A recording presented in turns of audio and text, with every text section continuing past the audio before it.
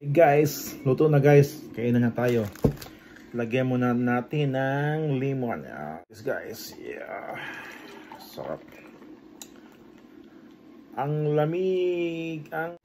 Isang kalderong pinakopsan para sa ating humba. Pero yung mga sunog-sunog gawin muna nating sisig pangkain natin ngayong gabi. Habang nagpapakupos ako ng pinakopsan guys para sa ating humba, parang gusto kong kakain ng sisig. Kaya gagawa muna ako ng sisig. Mag-slice tayo ng sibuyas. Sibuyas guys, maraming sibuyas. Nako. At saka magdagdag tayo ng lemon. Lemon. At mag-slice din tayo ng luya. Yung ginger guys, slice natin ng mga maliliit. At saka yung sibuyas, magdagdag ng sibuyas. Maraming sibuyas. Ay nako, tapos mikos-mikos natin yan mamaya. Luya at saka yung mga paminta natin guys. Mga spices. Lagyan natin ng lemon at saka yung butter natin. Yung butter, lagyan natin yung pinakopsan natin na hiniwa sa maliliit guys para gawin nating sisig.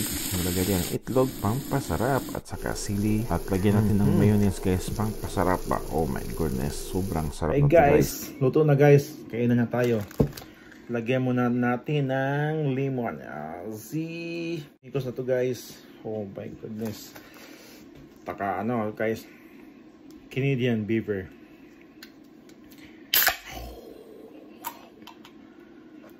Look at this guys. Yeah. Sarap. Ang lamig. Ang lamig. Ang lamig. Ang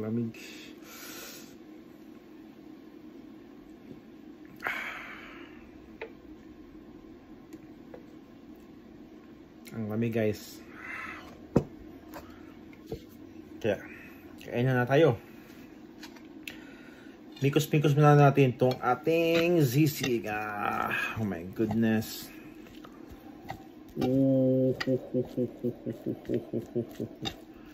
Mikos-mikos lang guys. Oh nako.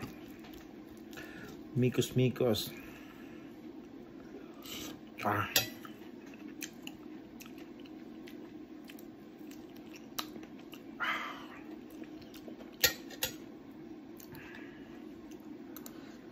Nako.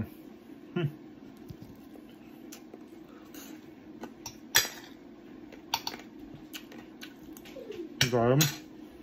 Yung balat ng pinakapusan Grabe guys. Mikos-mikos na to. Grabe yung balat ng pinakapusan. Sobrang sobrang crispy pa. Oh, grabe.